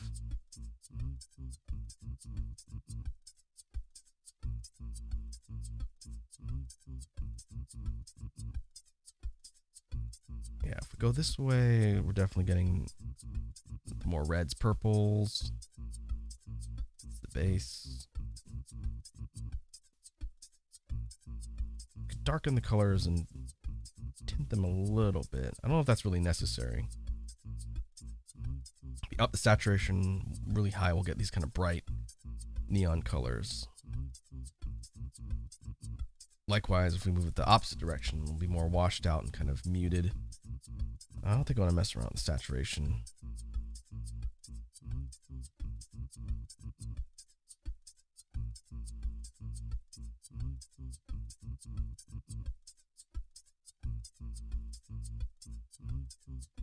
If you just up it a little, this is up to 19 on hue. That could work. It's a really minor correction. Unless you have a really keen eye for colors, it's only going to be like a couple shades slightly darker. I think that's fine.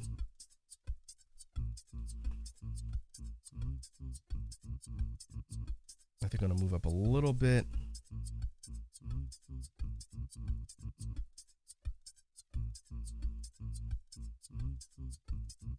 On the color of the skull, since this is the only part with that particular color in the palette. That'll work.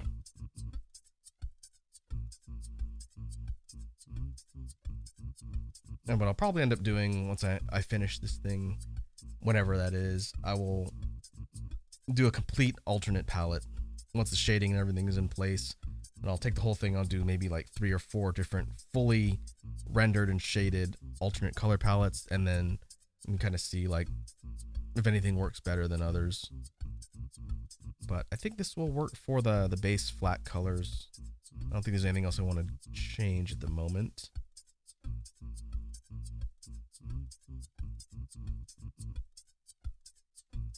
So I'll go ahead and save the final changes here.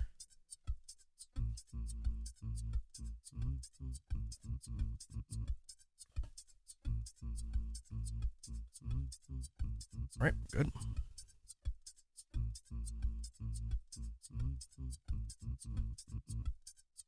And I think that will do it.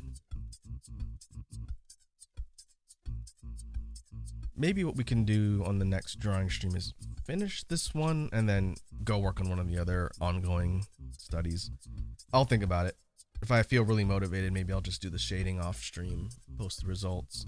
Ultimately, when I have the community Discord live, there'll be a section for all the art that I work on, and everything that we do on stream that's done will get posted there, and it'll be like a running repository of all the stuff I work on. So if people miss a stream or they've got to dip out before we finish something, they'll be able to see all the completed works and pieces that we do. Because right now there's no real place for that. I could post it all on Twitter, but it would eventually just get buried. So there will be a dedicated home for art once the Discord's live. Well, that being said, I think we are good to go. Let me go see if there's anyone from the list of folks I know that are online to raid. I'm a little bit early on a Saturday. Let's see. Zekos is doing Minecraft. Moo is live. They're playing Grand Summoners. I don't know what that is. Sounds like a gacha game. We can go raid Moo. I've not raided them in a bit. Yeah, with that said, let me pause the music. We will go to outro. And we'll go ahead and set up the raid. Well, thanks again for folks who stopped by and hung out while we were working on stuff today. It was good to get kind of back in the swing of things. I need to do more drawing and practice more. I do appreciate everyone coming by and hanging out. We will be back tomorrow afternoon, 2 Pacific, I believe, 1 hour later than we started today. And we will be doing a jam stream. And we'll be picking up on the discussion with beatboxing and working on things like BGM. So, if that sounds fun, feel free to stop by. But in the meantime, I will catch you guys in the next stream. Thanks again for hanging out and have a good evening.